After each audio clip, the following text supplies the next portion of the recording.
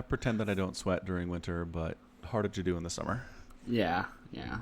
It's really hard to pretend you don't sweat when you can't turn on the air conditioner. What? Why can't you do that? I was under the impression that there were people going to come around and remove it today. All right, and If it was running, they would have a hard time removing it. can't they just turn it off and then remove it? I'm very confused by this. Yeah, but like, I don't want to make it harder for them. Like, if it's been running and it's like a hot, like the unit is hot, I don't want to like make their job any harder than it might need to be. Did they ask for this, or are you just anticipating their needs? I'm anticipating their needs. You are so thoughtful, Samacron. You're a thoughtful human being, and don't let anybody tell you differently. I would have been like, screw you guys. This is running for 4 days straight, 24 hours a day, and then you come remove it, and you better do it fast. Well, the thing Also, why are you taking away my air conditioning? I guess is what I'd be asking. they're taking it away, and then we're going to get new ones put in. An upgrade, I hope. Yes. Probably not a downgrade? Okay. No. From what I understand, they'll do more than twice the work these ones will. Oh, yeah, that sounds great. Two times the output. Cold, conditioned air. Delicious. Yep. Yeah, we did a summer once without any air conditioning in Utah, and it didn't get as hot as it is there, but man, that was miserable. You want to talk about miserable? I did a winter without any hot water. No. Yeah. So you're taking like ice cold. Was the water for showers like ice cold or just like room temperature cold, which is still cold? Just to like a 14-year-old me, it was ice cold. Like, I couldn't tell you the difference now. Took your breath away. Yeah, pretty much. That's the worst cold, man. I've jumped into some like nearly freezing lakes before because I was in Boy Scouts and I was dumb. And that feeling of jumping into freezing water and your lungs just go nope and just collapse in on themselves and you just it's a horrible feeling. I'm never want to do that again. I've decided. It's awful. Yeah, cold water. I had to look into it. Yeah. Not good. So now we have central air and it's beautiful and it's amazing, and we paid off the HVAC system this month, so we have an extra $500 a month to chuck at stuff. It's nice. And really, it is pretty fantastic to be in this stage of my life. My car's paid off. I don't have any student loans left. I paid those off a few years ago. It's really just mortgage. Mm-hmm. And then, saving up for kids' college to some extent. But haven't quite decided how much of that I want to pay for. That's probably something I should look into at some point. Sure. Yeah. I mean, I assume it's something you should give some thought about. Yeah, like I don't know, any of your parental figures pay for any schooling for you? Do they have any policies about that? I didn't, after high school, no, I didn't go to school. Right, but I mean, had they said if you want to go to university, we'll help you, or it was just like you're on your own, Samacron? The way that would usually work here is not that they pay for the university, because that's all done through... I don't know the system exactly that well, because I never used it. But basically, you don't pay anything until you start earning money in the profession that you're qualified for after you've graduated. But so what if you just sit at home and do nothing all day? Then you have a debt that just sits there and accumulating interest. Well, it works off. It's not interest. What's the other? How does it? It's not interest. No. It changes with the value of the dollar or something. All right. It's weird. Like cost of living? No. Inflation. Yeah, inflation. I think that's it. Okay, Yeah. that's the word. Yeah. I think the agreement was if you go to college or university here, I wouldn't be charged rent. Oh, all right. That's the difference. I mean, that's something. Housing's expensive when you're a student, for sure. Yeah, I think that was the deal. But I was like, oh, I'm not going to college and I'm getting a job, so I'm going to be paying rent. Gotcha. And then when I was at TAFE doing my certificate in retail bread, my company paid for it, so they didn't need to pay for that schooling either. Oh, well, that's easy. Yeah. Good deal. Yep. Yeah, I mean, here it would basically be, so if your parents are poor enough, you can qualify for some pretty good deals with college, but unfortunately for my kids, their parents are not poor enough.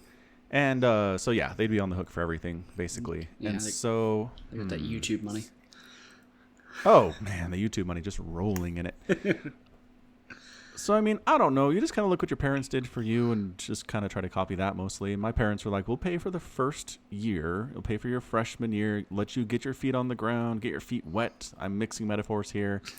And just get to use how college works. And then when you get used to that, we'll just chuck the additional burden of paying for your own food and housing and tuition. Mm-hmm. Have fun with that. Bye.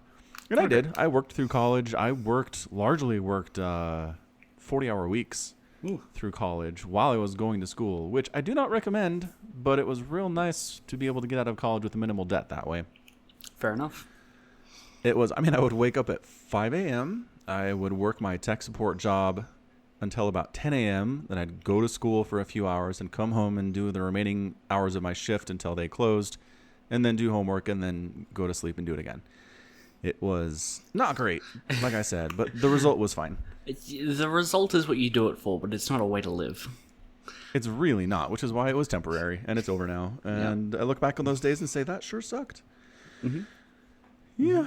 But anyway, so I mean, I don't know. I feel like if I can do it, my kids can do it. They have my genetics. They have my stick-to-itiveness. They can pull this off, right? My kid's interested in coding already. He can get a sweet coding job while he's in school. It would be great. Well, I don't think coding is genetic. Or an interest in coding, anyway. No. I didn't say that was genetic. I'm just saying the stick-to-itiveness. The ability to, like, work hard and see something through. I think that might be partially genetic. Willpower. That's a better word for it. Right. I used a word from The Simpsons. Stick-to-itiveness, yeah. Yeah. It might be genetic, but unless your wife also has that, it's like a 50-50 shot whether or not they got it. Oh, she's a stick-to-itiveness person, too. Absolutely. Oh, okay. It's all good then. Yeah. They're pretty much guaranteed to have it. That's how that works. I learned about Gregor Mendel. Sure. The only other question is, are you sure they're your kids then? Oh, yeah. I mean, Yeah. they all look like me to a pretty convincing extent, so yeah. The beards really give it away. They do. I mean, I was worried. They reached, 5, 6 years old, didn't have them yet, and I was like, oh, come on. This is kind of concerning, but then they started to sprout, and now they're fully formed, and it's awesome. Mm-hmm. Yeah, true. Yeah. That's how that works. Yep. Anywho, I don't know how we get anywhere on this podcast, but welcome to the podcast, everybody. We don't have any special guests this week, but we do probably for next week. So watch for that. Listen, we're not going to announce who it is because surprises. Yeah. Yep. That would really take the fun out of the surprise. Surprise! Part of the reason I was talking about guests is I went back and I looked at the ratings we have in iTunes for the Falcon Paladin Hour. And by the way, you can do that. You can go look us up on iTunes and give us a rating. We have an average of 5 stars right now with 9 ratings, which is pretty cool. But it's been a while since we've had a new review. It's been September. So get out there, go to your iTunes, give us a review, give us 5 stars because you love us and because we're awesome. And we will read your review on the podcast. It'll be great. I just want to point out, if you change the URL extension to a different country instead of .com/US, you'll get different reviews. But I'm in iTunes. I can't change the URL. Okay, well, look it up in a browser, and then if you change it, you'll get different reviews. Like there's separate reviews and scores for Australia and other countries. So New Zealand doesn't have any. Mm-hmm. Is Australia AU? Yeah. What's Austria then? Dunno. So AU it just says we haven't received enough ratings to display an average for this podcast. No. Boo. But we do have a review. Well, I mean, that's nice, Australia, but come on. Get with it. This is rookie numbers. Got to pump those numbers up. Another reason I bring this up is because I've been listening to more of the Katie Nolan podcast, she's great and I like her a lot. And at the end of her podcast, she'll read a review that somebody's put out there to encourage people to leave reviews, blah, blah, blah. So her producer always chooses them. And for the last month or so, every one of these reviews has been basically this. Title, this is a podcast. Review. This podcast contains more than 2, but fewer than 4 people. If you listen to this podcast, it's like there's somebody in the room. And that's it. It's like there's very factual statements about the podcast that don't actually review it at all. And every time Katie Nolan's like, this isn't a review, Jay. And he's like, ah, ha, ha, ha. He's an evil producer. But what I'm trying to say is if you'd like to leave us a review and you don't have anything to say, you can just leave us a factual review that's easy to come up with and give us 5 stars and we'll be fine with it. Okay. You seem nonplussed by this idea. I'm just. You bring up Katie a lot. So, like, is there a I reason sure for this? do. I listen to her podcast every week. And I listen to Bill Simmons' podcast every week. He has more. He has Okay. more podcasts. He has like 3 or 4 podcasts every week. There's a Russian review from on the iTunes. Someone from Can Russia we gave us. see it? Yeah. Interesting. Talks not only about video games, technologies, and movies. Pretty good stuff. Keep it up, guys. They wrote it in English. It sounds like pretty good English, too. Yeah. I like it very much. The problem is, I gotta remember the extensions for countries. I can never count. Yeah, the abbreviations for them. Also, I noticed some people giving you grief in the Discord that the Falcon Paladin hour is not exactly an hour. I know. How And sacrilege. I gotta say, leave Somicron alone. It doesn't matter that it's not an hour, you weirdos. I understand it's good-natured ribbing, but come on. I'm fine with it. I don't mind. Oh, all right then. Keep it up. Yeah, I can just ban them if they do. So, Sure can. That's what those mod powers are all about. abusing Yes. that power. Yeah. That's why I chose my mods, is for their abusive potential. It's true. True facts. Righto. Anyway, speaking of artificial intelligence, Wow, you just straight into there. No, there was no actual speaking of artificial intelligence. no, it You was really a just- bad segue, but I couldn't figure it out. Okay. Speaking of programming and computers, yeah, anyway. So I did end up casting the Mana versus AlphaStar 5 games that were originally cast on the Twitch channel for StarCraft last week. I got them and put them on my channel on Sunday. What's an alpha star? An AlphaStar is, well, it's a name given to many different artificial intelligences that are being taught to play StarCraft 2. Okay. Please inform me. I know nothing of this. Wow. Okay. So bottom line, there is this company. I don't know if they're called DeepMind. I think they are. They're called DeepMind. And they do artificial intelligence. And one of the things they wanted to tackle was creating an artificial intelligence that can beat human professional players at StarCraft 2. Largely because of decision making, and not so much just because their micro is ridiculous. Because we already have had situations where artificial intelligence has been able to out micro professional players because computers are better at that stuff than humans are. What this was really about was larger strategic thinking over the entire game, responding to things the human player was doing, making decisions about troop movements and whatnot over the larger scale, rather than just I can blink micro better than you can. Yeah. So that was the goal. And so what they basically did is they have many, many different AIs that they all programmed, I guess, slightly differently, or they were all the same one. I'm a little bit fuzzy on that. Do you know if they started out as the same or They given their own started. personality? Okay, so they're not the exact same. They're mild variations on each, and they were forced to basically play against each other. The losers got scrapped. The winners moved on until Yes. they trained and trained and trained to get better. They weren't each like individually programmed to be slightly different. By the time you got to the one that actually faced the pros. Well, it's not just one. I was led to believe that each of the games versus Mana, that was a different version of AlphaStar. No. Well, okay. So from what I understand, there was a different one that versed TLO than versed Mana. Right, there was a different one there, and then the game 6, the show match, that was a different one. Oh, wow. So- Okay, so 3 total, but the one that played Mana in those 5 games was the same one. Yes, I believe so. Wow, so that was the same AI that basically did like a 4-gate stalker pressure, as also did the Proxy Immortal Phoenix shield battery has style that he beat Mana with. Yes. Wow, alright, I'm more impressed now. That actually is cool. Okay, so I did watch your casts on this, and you were talking some stuff about how the way the AI could see the game. Yeah. It seemed that someone told you that it had map hacks when it doesn't. Yeah, there was some confusion about that. Yeah, For okay. sure. So there's two different, like the game 6 versus Mana is the one where it had a player controlled camera, like it saw the way we do. The other one, it had what was called a raw interface, where it basically got the camera from the mini map, but it could still only see its unit's visions. So, Fog of War.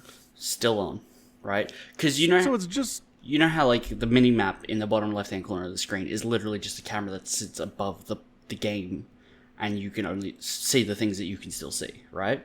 Yeah. It's exactly like that, but that's how the AI saw it. It could just see everything. Like it didn't need to move its physical camera. But the final game is where they had trained a different agent who had to use a camera interface. Gotcha.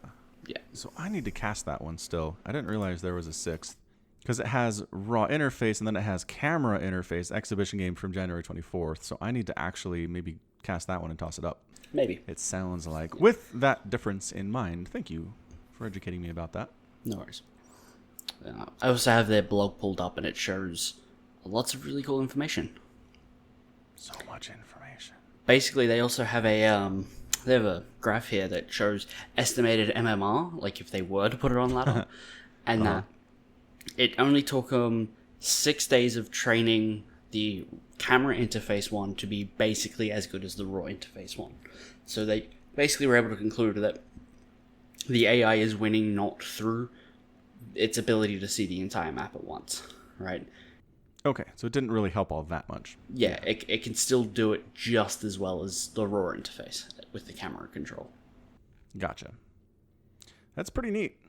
I am really, really excited to see where this goes in the future. I want to see it learn Zerg. I want to see it learn Terran.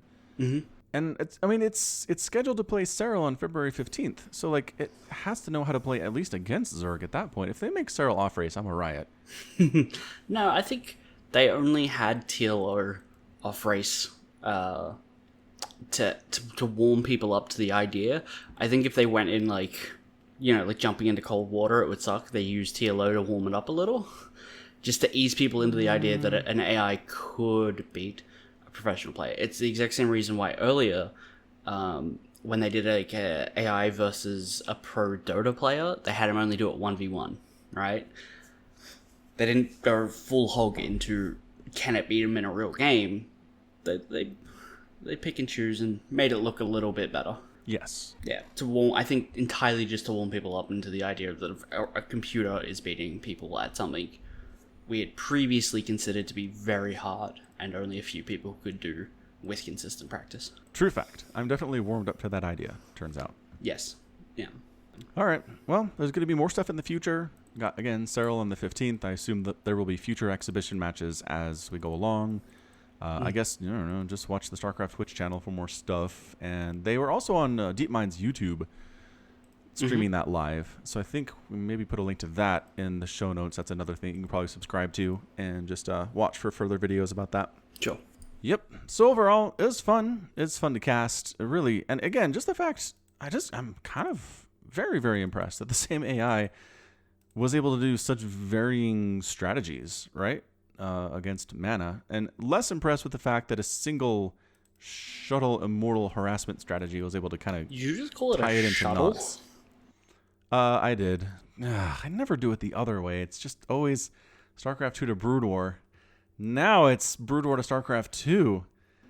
It's a warp prism. Come on. It is in fact a warp prism functioning as a shuttle. Yeah. It's true. But okay, so yeah, that proves that the AI can win, but it's still not unbeatable. Like, yeah, it still has some things that it needs to learn. Like, don't keep walking your army halfway across the map just to pull them back. Or make a phoenix would be great in that situation. Well, that's the weird thing, is that when it proxied, it did make a phoenix. And it did use that phoenix to shoot down the warp prism that Mana had made. It's just like, did it forget that possibility? I don't know. Well, I think, I don't know. Maybe once it like commits to a strategy, it kind of like commits to a strategy. It's not quite learned to be flexible yet. All right. Well, work on that, Alpha Star. Yeah. We'll check on you later. Yeah, we'll come back to it. We will. I think they should just put it on the ladder. Right? I know, me too. If think they can't play anything but PvP, then just leave the games that aren't PvP. But it should totally be on the ladder. Right. Also, they have a units count kind of graph where it tells you on average how many like of each Protoss unit it made per game, and it mostly makes about on average 50 Stalkers every game, and then Zealots, and then Adepts on average 2. Right? So making Phoenix is way down that list, but still slightly around 2. Yeah, there was one game where he made a bunch of them, but it was really just that one. Yeah. So averaged out to a low number. Mm-hmm. Yeah. So Alpha Star, let's see what you got. I still want to see you match up against the greatest players. Mana is great, but I want to see Serral. I want to see stats. I want to see SOS. I want to see Haz. I want to see Haz. I want to see Sue. Oh, yeah, Haz. How does it respond to a cannon rush? I can't believe we didn't get that for Mana or TLO. I think that would have been really good. I think TLO absolutely should have tried to cannon rush because he's off racing. Yeah, absolutely. Yeah. But totally didn't. And whatever. Yeah. Whatever. Anyway. I love you, TLO. There are other things in StarCraft to talk about this week. There are. Yeah. Bjorn is leaving for military service, has left already. Yes, he is doing his 19 months, and he will be back in 2020. He will. I'm going to be honest, I thought he was already gone. Yeah, well, he took some time off for his wrists. All of 2018, man. All of it. He played in things, he just didn't qualify or win any of them. Right. So basically took it off. He basically took it off, which is fair, I think. It is. I mean, okay, he played in Wardy TV Team League Season 7. Did end up winning that in March of 2018. So, good job there. But otherwise, man, just was not around. Yeah. So, I don't know. I mean, I hope his wrist stuff is getting better. I hope it's improving with the rest that he's giving him. But it'd be really sad to think that Bjorn is just finished. I mean, I don't think he's finished because he was still trying. He still showed up for qualifiers and stuff. And I think No, I don't mean quit. Maybe he's going to military service because they'll give him free surgery. I mean, if you're the Korean government, you should probably do this anyway. Like, it's your national sport. Bjorn is one of your elite players. It bodes well for you. It does well for you as a country if you have a lot of incredible players from your country winning this esport as esports continue to increase in popularity. The problem with that argument is StarCraft 2 is decreasing in popularity in Korea. Is it? Oh yeah, because the Brood Wars are still, the Brood War ghost is still alive. Brood War is still there. StarCraft is still there, but Overwatch, League of Legends are more popular these days. I didn't know that. League of Legends is more popular than StarCraft in Korea? Why do you think every StarCraft 2 pro that goes to League of Legends does it? It's because it's popular. Well, I figured it because it was easier and they could make money for doing less work. I mean, that probably plays a part in it, but lots of people play something other than it. Like, okay, I wouldn't say that I know hard data that says League of Legends is more popular than StarCraft 2, but if innovation streams as much League of Legends, I think that's a good sign. And anyway, my point is, people play a lot of other games now. They do. And I did see the Korea team won the Overwatch championship last year. So And the year before that. Did they really? I thought it was just the one. No, Holy I'm pretty sure Korea's won every Overwatch championship as well. Overwatch needs their foreigner hero team. Maybe Serral can swap over to Overwatch. No. Could bring his Finnish team to take him down. No, definitely not. Stay with StarCraft, Serral. We love you. Yeah. What other StarCraft news is there? Was that it? Was that the thing? No, the group stages have been announced for Season 1 of GSL. Oh, I need to pull that up. I got you a link. Thank you. You're so on top of things. This is why we have a podcast. Yep. All right, let's look at this thing. Group number A. Dark, Trust, Keen, and Deer. Dark. Sorry, everybody else, but that's Dark. Okay, 2 players move on. Okay, so Just Dark. I think Keen's got that. Dark and for Keen. number 2? Yeah, fine. Dark and Keen. I'm down, but Yep. it's Dark. Yep. Classic True Low Zero Trap. That's more interesting. It's a more interesting group. I think it's a much more balanced group. That's what I mean by interesting. I'd say Classic and True. How's True done in GSL over the last couple of years? I have no idea. That's the thing. I don't remember seeing his name on those round of 4s and round of 8s and round of 16s. When was the last time Low Zero was in the round of 16 at GSL? That's an excellent point. I was thinking more Trap. Trap is a player that never sticks in my mind, so I can't. I don't remember him. All right. Well, I will take Classic and Trap, and you can take Classic and True, and we'll see who wins. All right. Okay. Group C. Stats. Who? Why man MC? Who Is that MC? Yeah, that's MC. What? Why? MC? What's going on? Stats, MC, Cure, and Gumiho. I'm gonna say Stats and Gumiho. I mean, MC is getting back into the swing of things. He's not quite what he was a couple of years ago. Mm-hmm. But I have to imagine he's been training really hard over the last 5 or 6 months, right? I don't think. I think he announced he was coming back like a month ago. Well, but he played in the Africa World like A month ago. Was that only a month ago? Was that this year? I don't think so. Twitter, where are you, Twitter? You know what? Forget it. It was recently. You're right. It hasn't been that long. Okay. I mean, here's the thing. It's clearly been long enough that he's qualifying for GSL. Yep. Yeah. So he's at that level, which is nice. I don't know. This might just be like a nostalgia pick, but I'm going to go MC in stats. Stats and MC. Okay. Yep. Group D. SOS, Parting, Bunny, and Solar. That's brutal. That is a brutal group. Mm-hmm. Sure is. Man. I mean, Bunny is one of the Terrans that can take Serral to late game. Mm-hmm. To be fair, that's where Serral wants to be, so he's happy to go there with everyone.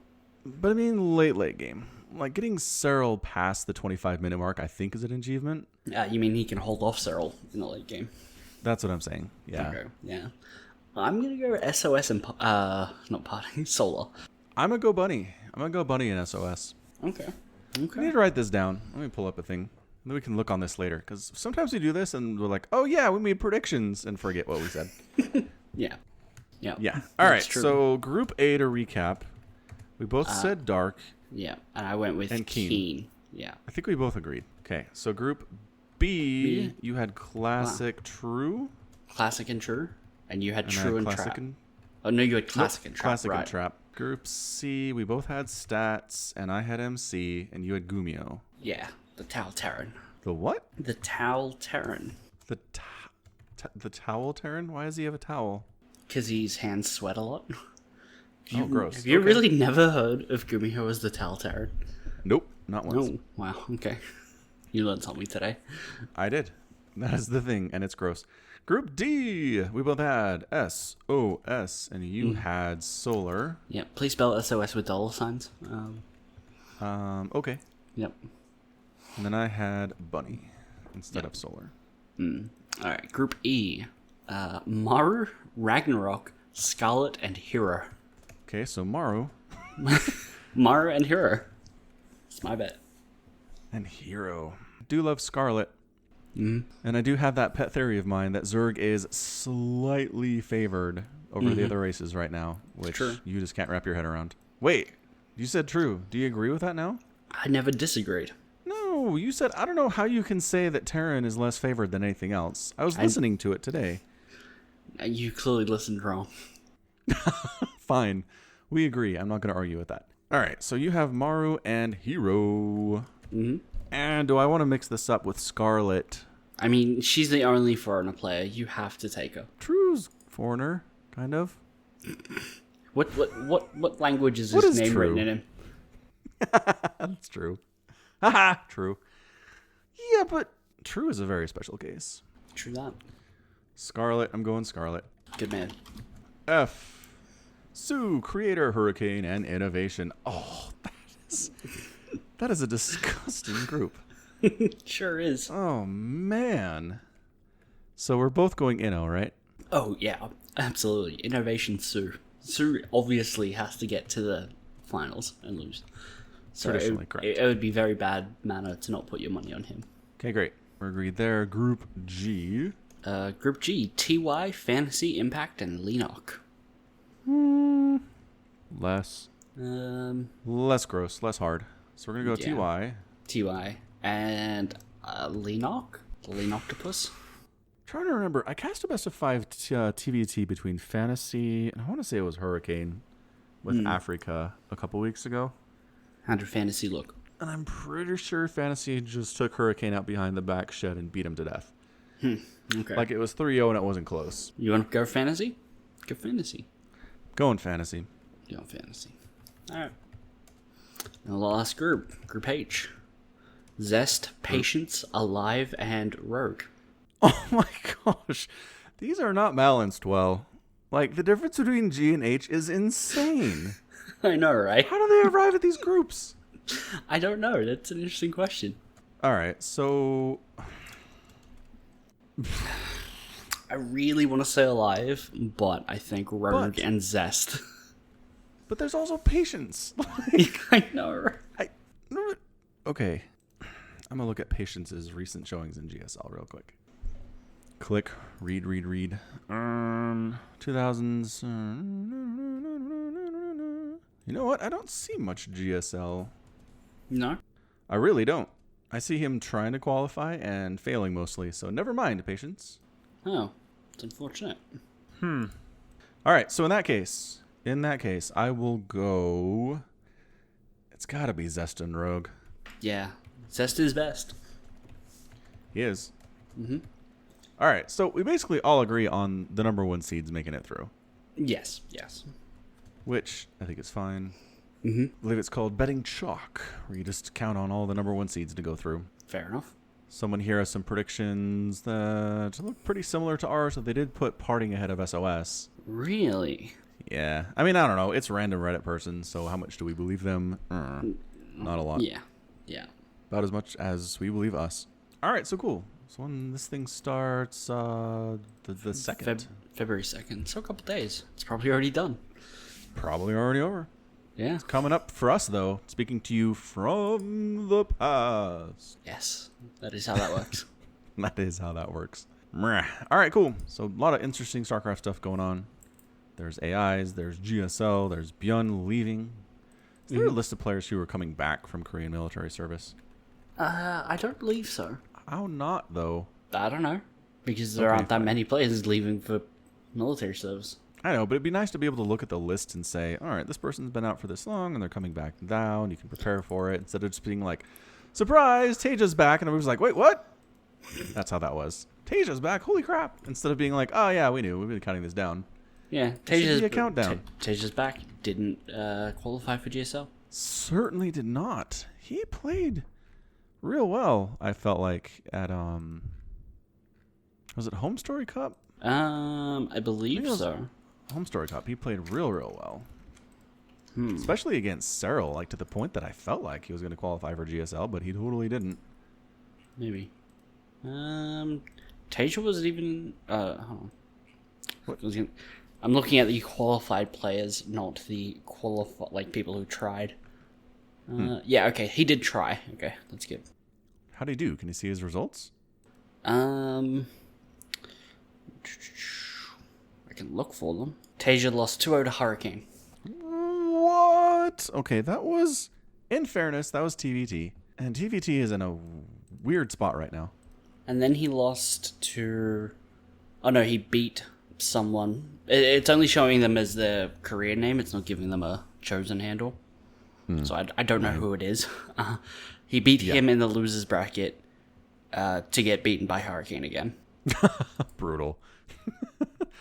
And if Hurricane got wrecked by Fantasy, I'm Hurricane going to double got- check that real quick. Hurricane got beaten by Alive to get knocked into losers bracket. Yeah, I think that makes sense. All right, so where are we? Fantasy Bunny? Nope, that's not Group the right 5. one. Yeah, but I'm looking at past Africa Worlds. Sorry. Oh, Africa Worlds. Okay. Yeah. My bad. Like how you say it, Africa World. Africa. I know, but you put the emphasis on the free, and I put it on the A or A. Right. Anyway. But that's because their ads are always like, "Are you free? Africa TV, Africa." It's a fair point. Yeah, that's rough. You're like, all right, that's cool. I lost my first round. We're good. Win some more matches. Get your confidence back. Match up against that player again, and then just lose again. It's like, oh. Yeah. I was feeling so great about myself. Well, unfortunately, there aren't other country qualifying rounds you can just get into, like with WCS Winter. If you're out here, you're just out. Well, good. Any other StarCraft information to discuss today? None that I can think of. Me neither. It's Been a good week, though. Really interesting stuff for sure. Yeah, definitely. Somebody did actually post a thing earlier today on the StarCraft subreddit that StarCraft is the most watched VOD stuff on the YouTube channel of all of the events at BlizzCon 2018. I did see that. I'll toss that in just in case. But yeah, apparently it outviews World of Warcraft, Heroes of the Storm, Overwatch, Hearthstone. Yep. Yeah. It crushes all of them combined. Yeah. If you were to tally up those numbers, it would be close. But the fact that Overwatch World Cup only gets a total of like 614,000 views compared to a total for StarCraft 2, which is 1.2 million. Yeah, that's a big difference. It's a big difference. Though somebody did point out that the Overwatch finals did get more viewers at its peak on Twitch. So it just maybe goes to speak of how maybe there's a large portion of StarCraft fans that still haven't migrated to Twitch and they just wait for the VODs to come out. I can tell you, as someone trying to get my viewers over on YouTube to go to Twitch, is hard. Yeah, that's maybe. I also think, yeah, I mean, there's nothing I can really say. I was just gonna say, Overwatch maybe, because it was raised more on Twitch than StarCraft, like StarCraft was when it was getting big, was on YouTube. Like that was the thing that was rising at the same time, where Twitch is clearly more of an upswing than YouTube.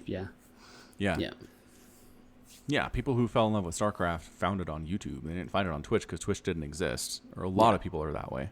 Yep. Yeah, Overwatch League, way more views on Twitch. Like 4 times as many compared to the views on StarCraft's channel. Oh, yeah. So that explains it a lot, for sure. Overwatch is Twitch generation and StarCraft is YouTube generation. Just how it is. Yep. But it's nice. It's nice to see some good numbers for StarCraft somewhere. StarCraft's got lots of good numbers. Okay. Yeah, it does. Not dead game. Really? I never would have guessed. No, of course not. I believe that's the meme, is not dead game. Is that the new meme? Mm-hmm. I think that is slightly more preferable than the dead game meme. Probably. I'll take it. It is an improvement. So, Adventures in Dadding. My kids really, really wanted to go see this new film, The Boy Who Would Be King. Okay. That's what it's called. Have you seen anything about this? I've seen the trailer. They really wanted to see it. Like, both my boys and my girl. And I was like, well, all right. That's cool. You guys rarely agree on what you want to see anymore together, so we're going to do this. Usually the boys are like way into something like the Spider-Man movie, and then she's like, no, and she wants to go see something that they're like, no, that's gross, that's a girl movie, yada yada yada. But they were all into it, so we went to see it, and it was pretty good. It was not amazing, although all 3 of my kids swore it's the best movie they've ever seen. All 3 of them say this, which is amazing.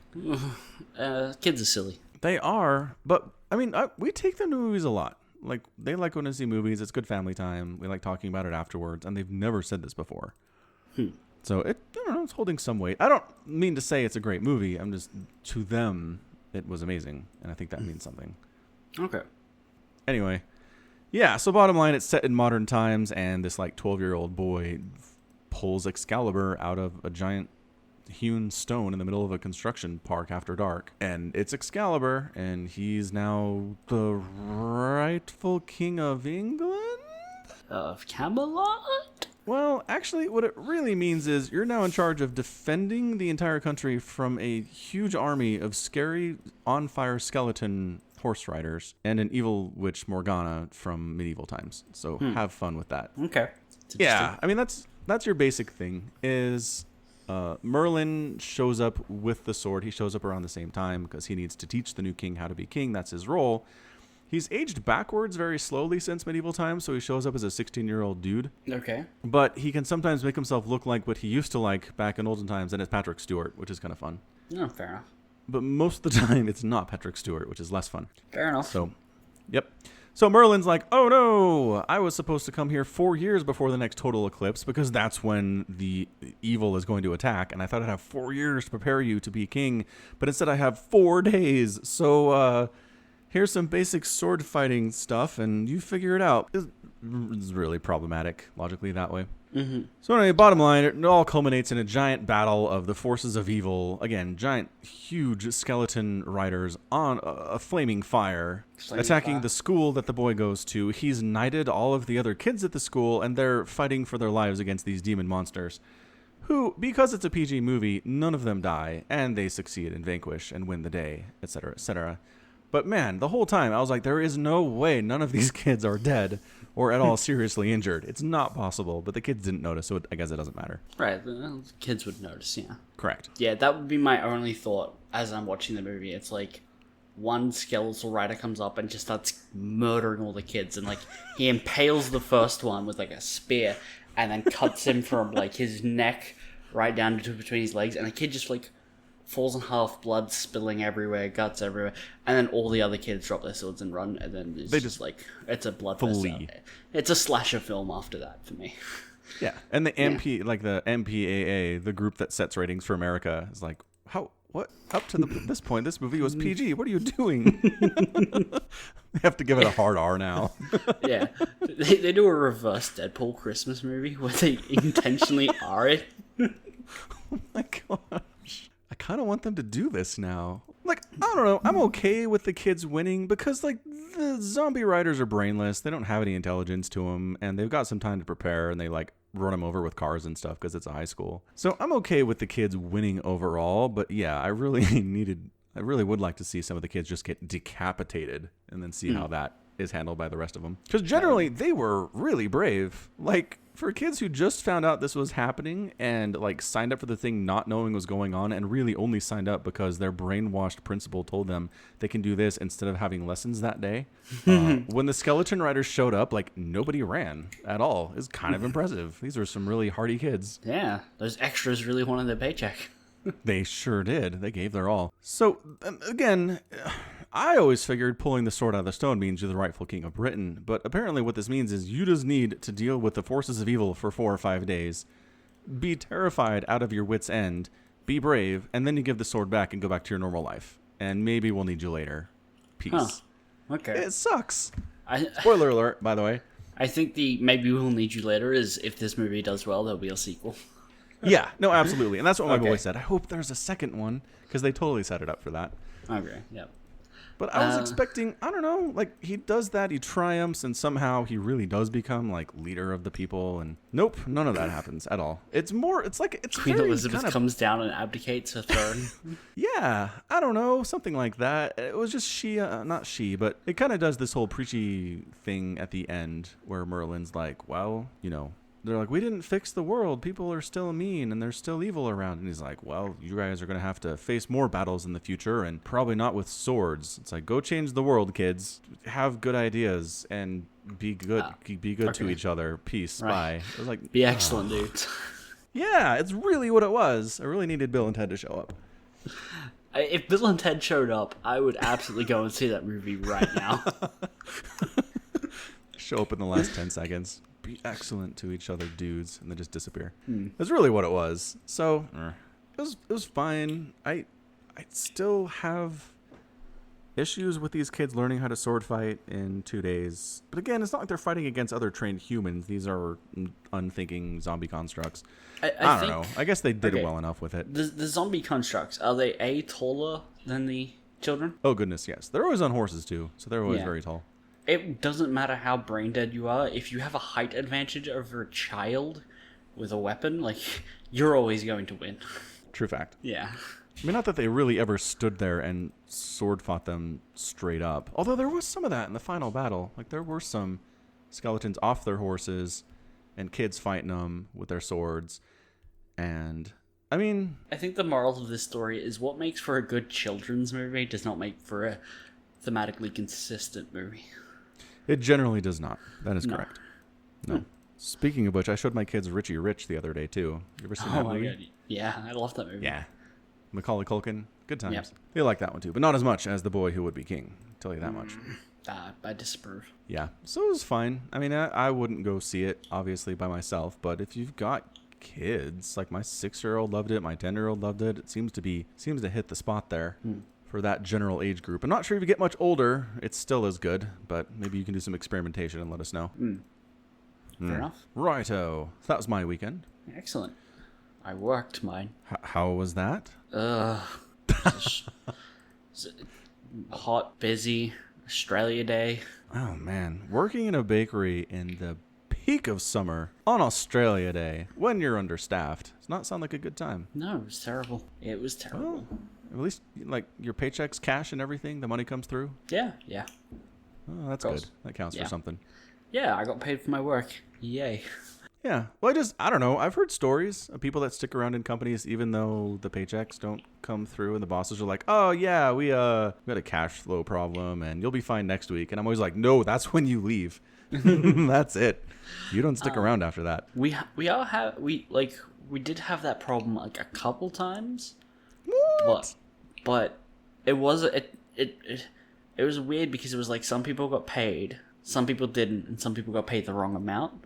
So it never really felt like the company's going under.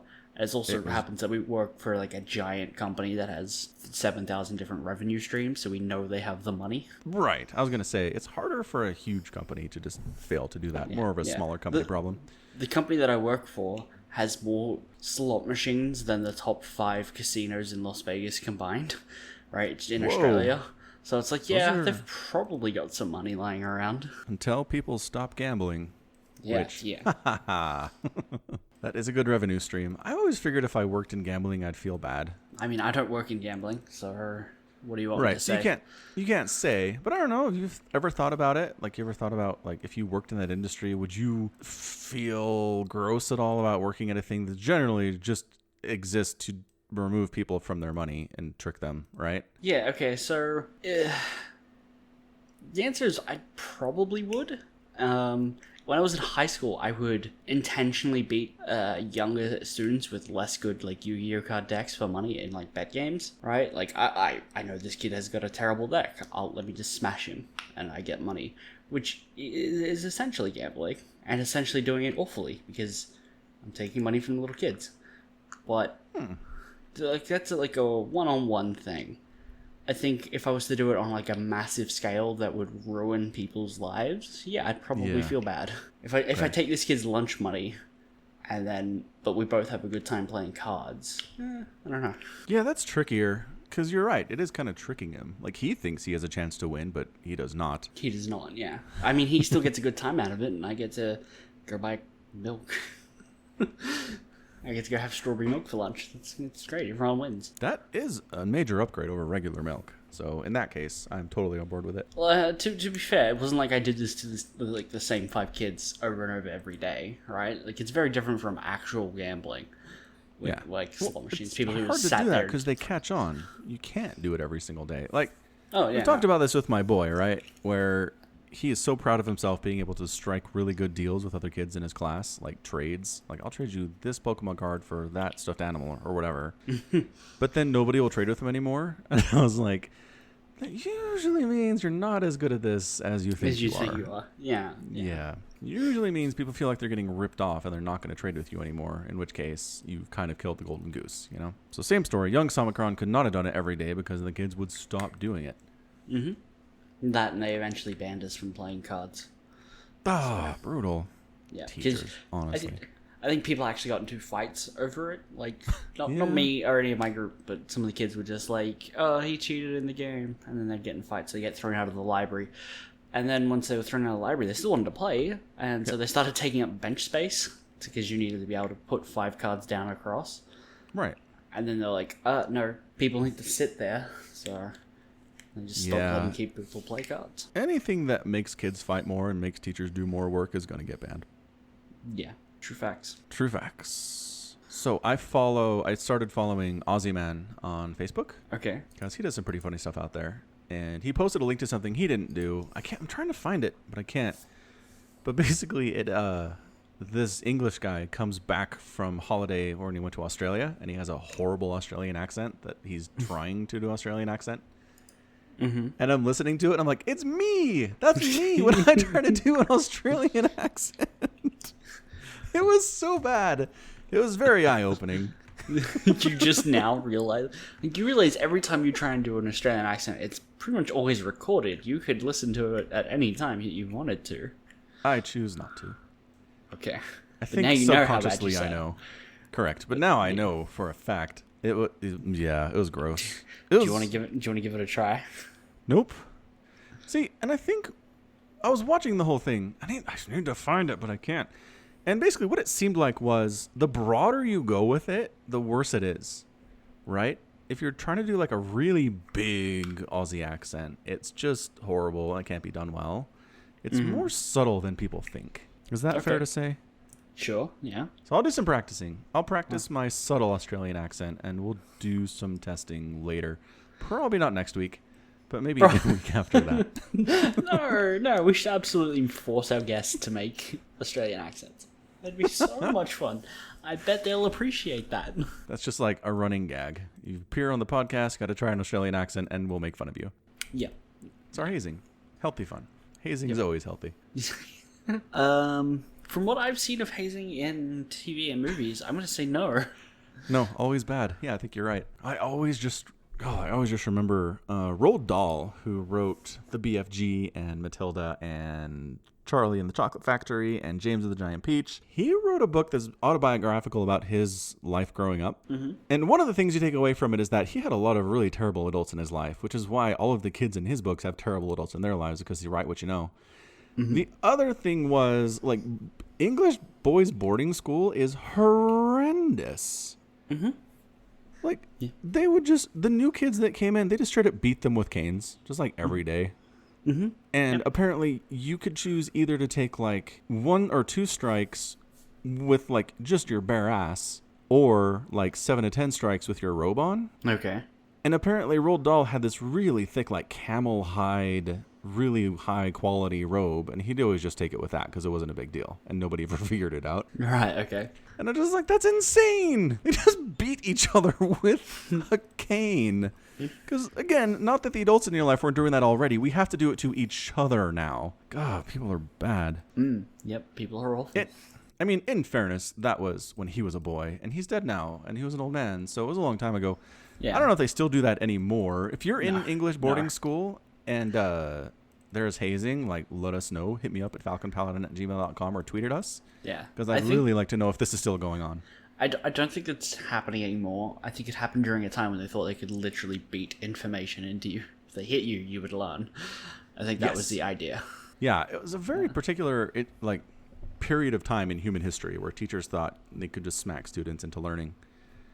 Turns out, not so much. Turns out, no. Like, the American West has a lot of that. Like, a lot of, like, frontier schools when the town has, you know, a church and a school, and literally that's it. And the teachers just straight up have license to beat the kids. Yep. And everybody's just like, yeah, that's how it is. And the kids are like, yep, it sucks, but what do? You're a kid. You don't have any rights. No, of So course not. sad. Such a sad thing. I've one last thing I want to talk about. Do you enjoy doing quizzes? I mean, sometimes. Specifically BuzzFeed quizzes. Oh, boy. No. No, I didn't think so. That's because BuzzFeed is also laying off like 30% of its workers at the moment. Yeah. And In stages. yeah, And nobody knows if they're going to get laid off. It's so Yeah. bad. yeah, it's pretty bad. Which is why someone made a "Do you still have a job at BuzzFeed?" quiz. That's appropriate. Yeah, they're mad. But like people, I mean, in this industry really have big voices on Twitter, and they are upset. Because again, if you're in the journalism industry, Twitter is kind of your jam. So yeah, they're out there being like, screw you guys, upper management. If you're gonna do layoffs, like, let us know in advance. We know if we're looking for a new job. Don't let us think we're safe. And then, oh, just kidding. Stage 3, you're laid off. Bye. That Right. sucks. So each of these questions has like 2 or 3 proper responses, and then something that's just it questions whether or not this actually happened, but it's for BuzzFeed, so maybe. So the first question: how many years have you worked at BuzzFeed? Less than 2, 2 to 3, 3 to 4, or I remember when our holiday bonus was a drawing of a cat, and the CEO presented it as an investment. No, that's too far out there. I've heard some bad stories about holiday bonuses, but that doesn't make any sense. Okay. Let's say you've worked at BuzzFeed for 2 to 3 years. Okay. Okay. Let's find out if you're getting fired from BuzzFeed. What's your department? Editorial, business, technology? Or for the last 2 years, I've done nothing but write personality quizzes. My boss assures me that I could try other things within the department, but she was just laid off. I would say that's really cruel to make somebody do nothing but write personality quizzes for 2 years, but then I remembered online journalism industry. Mm-hmm. So that seems more realistic to me. Yeah, it's pretty possible. Are you a manager? No. Yes. Yes. But that's because it was the only way for me to advance here. Then there wasn't much training, and now I fear I'm doing a poor job, but also I can't revert to being a writer because they say that I'm needing. It's so confusing. That's a true thing. We talked about the Peter Principle before. Nope. So the Peter Principle is very basic. It just means that a company will promote somebody as they excel at their job until they reach the point where they suck at their job and then leave them there. Oh, okay. So, like in my industry, there's a lot of programmers, and the ones who are really good at programming, like if you want to promote them, all you can do is put them in management. And hey, it turns out a lot of the skills you need in coding are not the same skills you need to be a manager. And so they suck at it, but like it's embarrassing to demote them, so they just stay. It's bad. Peter Principle sucks, Fair enough. basically. So let's go. That's because that's the only way for me to advance here. Yep. What's your favorite BuzzFeed memory? Seeing Grumpy Cat? Or the lulz? Meeting Cole Sprouse from Riverdale? Or the Try Guys spent 8 hours trying to pop a weather balloon right next to my desk. It was for Facebook Live. The noise was very distracting. I missed the deadline and my boss called me incompetent via Slack. I kind of want Slack. I hear good stories happen in Slack. We don't have Slack. We just have Microsoft Teams. Boo. Boo. Let's go with that one then. How? Okay, my thing is 8 hours trying to pop a weather balloon. I understand weather balloons are tough and they're built to withstand poppage, but come on, that's too long. Maybe they weren't trying hard enough. Fair. Are you proud to say you work for BuzzFeed? Of course, not really. When I tell people at parties I work at BuzzFeed, their faces light up. They have so many questions. I feel so special. What will I become when this part of my identity is stripped away? That one's just straight sarcasm. Yeah, that has to be, hopefully. What are we choosing? I think we're going with not really. All right. Remember all that free Chiboni? I don't know what Chiboni is. I'm not cool enough. Googling Chiboni. It's Greek yogurt. Okay. Chobani, okay. It's not spelled right. Come on, BuzzFeed. Yeah, they put an I where there should be an O. There is a Chiboni that is a Georgian folk musical instrument. Yeah. One of the things is that was blueberry. Yum. Yeah, probably such a good not perk. an instrument. Yes. Or once I was so burnt out that I sobbed in my HR representative's office. She hugged me and said everything would be okay. We were going to work out a plan, but then she stopped responding to my emails. Ouch. The HR representative is on your side. Who is? Nobody.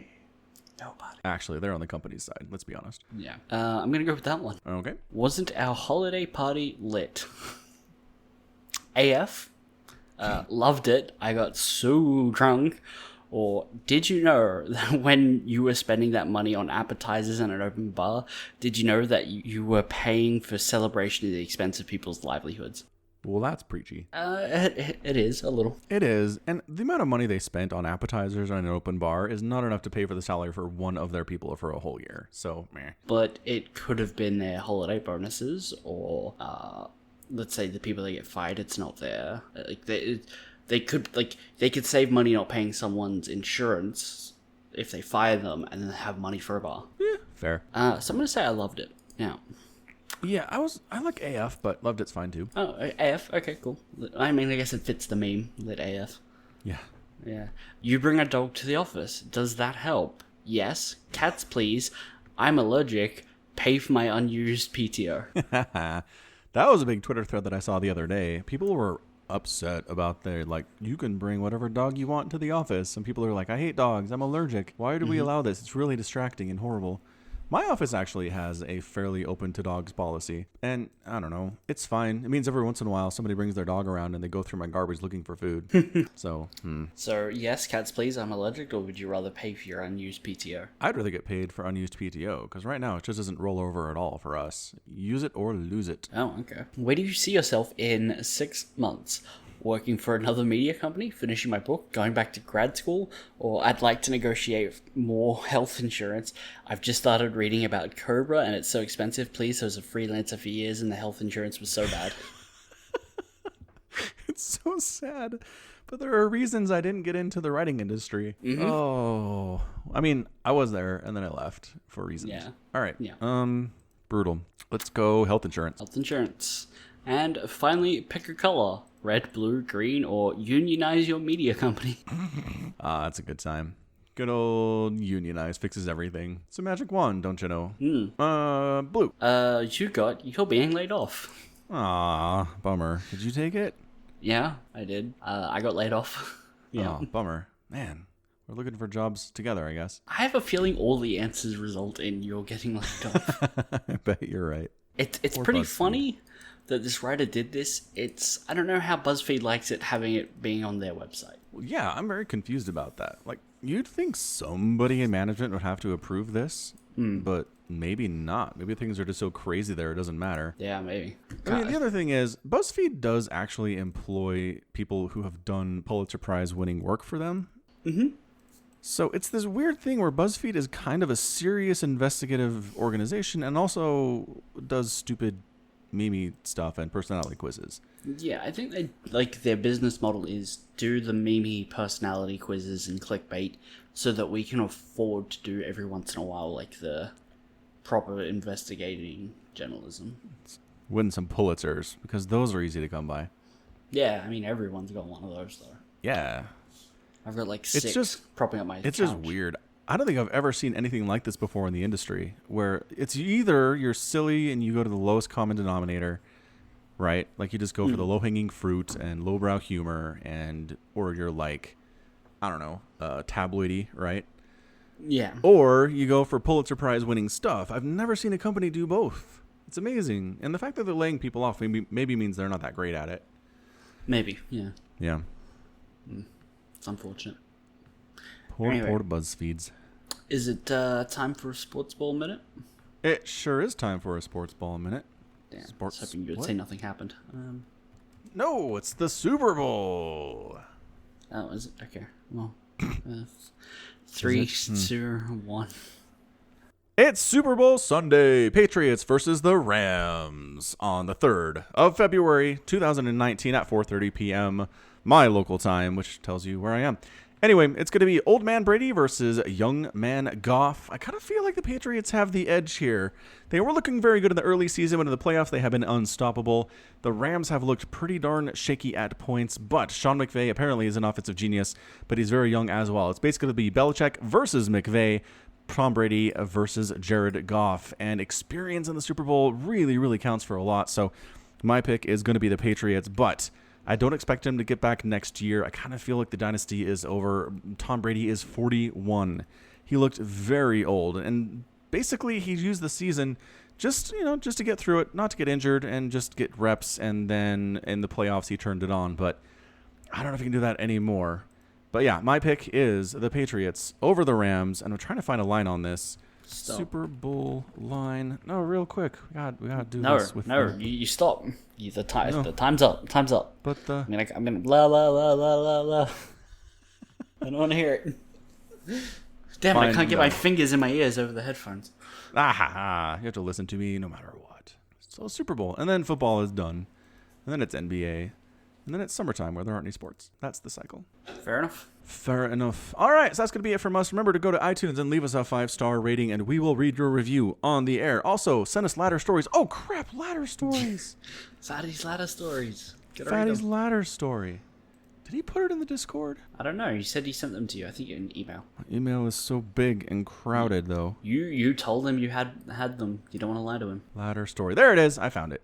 Excellent. So this is Fatty from Fatty TV, a wonderful human being with a very strange life. It was his birthday recently. You should tell him happy birthday. All right, he says he has 2 stories. First, I was playing a PvP back when I was gold. After mutual attacks and base trades, we were both down to our last few bases and buildings, but I had just won a large engagement and still had a sizable Skytoss army, whereas my opponent had almost no units left.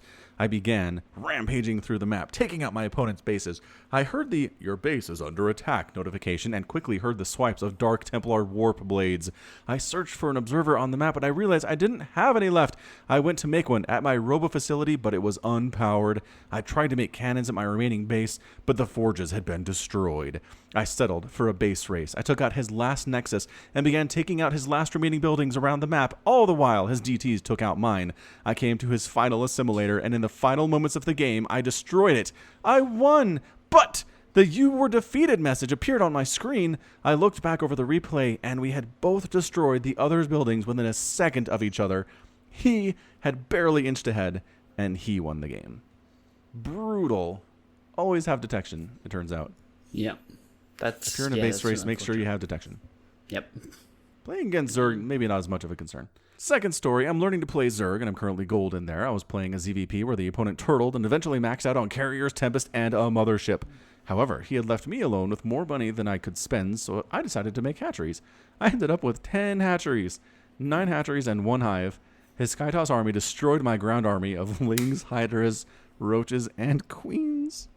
Pro tip for boys and girls out there, if you're dealing with a Skytoss army, a ling, hydra, roach, queen army is not going to work. He proceeded... Remind me, do roaches shoot up?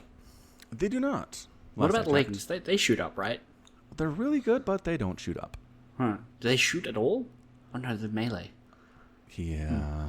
Yeah. That'd be cool if you can upgrade where they could jump up and like chew on stuff for a little bit before falling down again. That's why you need queens to throw them. Oh my gosh. You can throw Zerglings onto a carrier and then they start tearing apart the hull from the outside. Holy crap, I need a cinematic of this so bad. Yeah. Nice username, hurry up. Anyway, he proceeded to attack my bases and destroy them near instantly, but because I had so many bases and workers, I was able to queue another maxed army of corruptors. Hey, he learned. As soon as they emerged, they seemingly instantly took out the Skytoss army, and he left with no GG. You And know a GG. lesson was learned that day. Here's what I don't get. He mains Protoss. Uh-huh. He never went Skytoss against Zerg and was like, what defeats this? Don't know. Apparently not. Apparently not. I don't know. It's stressful playing StarCraft, and it's stressful especially playing a new race. It is. So- Yeah, you make a lot of bad decisions. Yeah, when that's you cool. switch. Yeah. He learned. So good job, Fatty. Lose one, win one. Stressful situations both, but that's what StarCraft is sometimes, is just stress. Cool. Alright. Cool beans. All right, so is that it from us? That's it from us. All right, Clock remember, off go to time. iTunes, leave us a review. We'll read it on the air. Check us out next week. We're going to have a special guest. Check us out in the show notes. We should have some merch links out there, and also you can consider supporting us on Patreon. Mm-hmm. And until next time, as always, thanks for hanging out with us today, and you take care of yourself.